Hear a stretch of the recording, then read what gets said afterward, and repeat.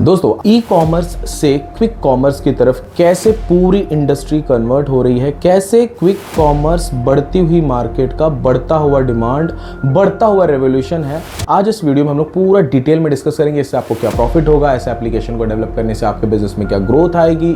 अगर तो आपका बिजनेस है, बिजनेस मतलब आपका एक किराना का शॉप हो सकता है, या फिर आपके कपड़े का शॉप हो सकता है, या फिर किसी टाइप का बिजनेस आपका हो सकता है। अगर तो है, अभी चल रहा है, तो इसका मतलब ये मत समझो कि वो चलता ही रहेगा। वो बहुत जल्दी धंधा आपका डाउन होगा, आपका जो इनकम आना था वो सब रुक जाएगा। लोगों को जो एडिक्शन लग रही है ना ये ऑनलाइन ऑर्डर करने की, जिस तरीके से ये मार्केट जितना बूम कर रहा है, आने वाले 3 से 4 साल में देखना बहुत कम रह जाएंगे ऐसे लोग जो जाके शॉप पे ऑर्डर करेंगे। देखो, जानते हो ये जो Amazon, फ्लिपकार्ट थे, इनके रहने के बावजूद भी ये ऑफलाइन बिजनेस क्यों चल रहे थे? क्योंकि डिलीवरी टाइम इनका बहुत ज्यादा था, और जिस चीज के लिए हम पेमेंट कर रहे हैं वो चीज हमें तुरंत मिले ना तो मजा आता है। तो वही चीज हो रही है क्विक कॉमर्स में। तो जो भी भाई धंधा छोटा मोटा कर रहे हो भूल जाओ, और अगर तो आप अपने एरिया के लिए ऐसा ऐप डेवलप करना चाहते हो तो इस वीडियो को तो कभी मत छोड़ना, पूरा एंड तक वॉच करना। सबसे पहले हम ये समझते हैं क्यों लोग क्विक कॉमर्स की तरफ बढ़ रहे हैं ई कॉमर्स को छोड़ के। जैसे कि मैंने लास्ट आपको बताया, क्विक कॉमर्स में सबसे बड़ा प्रॉफिट क्या है कि जो लोग हैं उनको जो चाहिए वो तुरंत मिल रहा है। ठीक है, ये अभी तक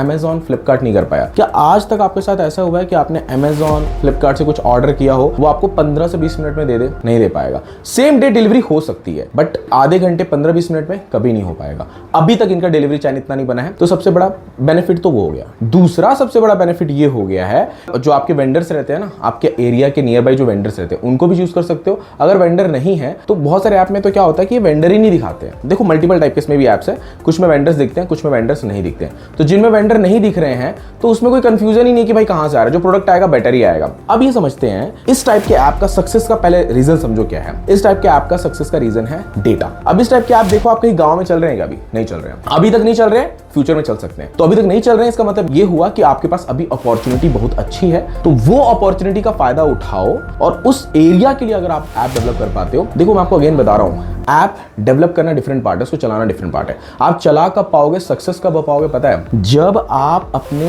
एरिया का पूरा डेटा आप ले लो कि भाई किसके घर में कब क्या खत्म हो रहा है। अब जेप्टो का या ब्लिंकिट का या इंस्टामार्ट, इनका सबसे बड़ा बेनिफिट ही यही है, डेटा। इनके पास रिपीटेड कस्टमर है। Amazon, फ्लिपकार्ट में क्या होता है? Amazon, फ्लिपकार्ट में अगर आपको कुछ चाहिए, जब मन हुआ तब आप जाके ऑनलाइन सर्च करोगे, सर्च बेस पे है, ढूंढा मिल जाएगा तो आप ऑर्डर करोगे। क्या वही चीज बार बार आप ऑर्डर कर रहे हो? वहां पे नहीं कर रहे हो। तो यहाँ ब्लिंकिट, जेप्टो, इन सब पे क्या हो रहा है? रिपीटेड कस्टमर बन रहा है, रिकरिंग अमाउंट ज्यादा बन रहा है। तो अगर आपने अपने एरिया के लोगों को टारगेट किया, मान लीजिए आपके एरिया के आप सिर्फ 500 या 1000 लोगों को टारगेट कर रहे हो, उनके लिए एक अच्छा प्लेटफॉर्म क्रिएट कर रहे हो, उनका डेटा आपके पास पूरा आ रहा है, आपको ये पता चल रहा है कि भाई मेरा एक फ्रेंड है ए, और ये मेरे पास डेली आके ये सामान लेके जाता है, तो जिस दिन वो नहीं आया आप उसको नोटिफिकेशन भेज के वापस ला सकते हो। कस्टमर एक्विजिशन कॉस्ट यहाँ पे बहुत कम है, तुरंत आपके पास कस्टमर आ रहा है, रिपीटेड कस्टमर आ रहा है। 500 टू लेके 1000 कस्टमर में आप अच्छा अर्न कर पाओगे। जबकि आप अगर आप एक ई कॉमर्स ऐप बनाते हो, वहां पे ऐसा नहीं होता है। वहां पे आपके पास कम से कम 1 लाख कस्टमर चाहिए, यहाँ पे वो 1000 कस्टमर ही आपको उतना रेवेन्यू दे देगा, क्योंकि रिपीटेड कस्टमर बार बार आ रहा है। तो रिपीटेड कस्टमर ज्यादा बेटर होता है एज कंपेयर की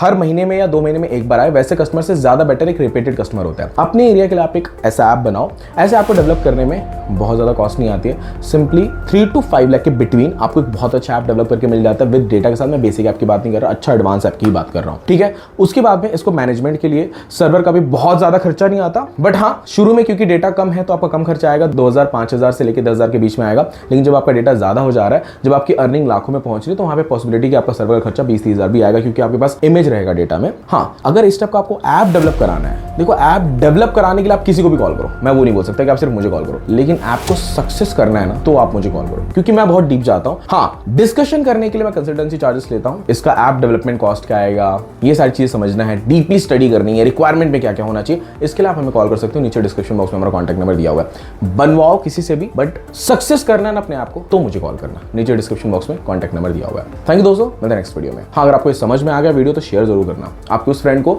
जो अभी बिजनेस कर रहा है बट आगे चल के फेल हो सकता है। थैंक यू दोस्तों, मिलते हैं नेक्स्ट वीडियो में।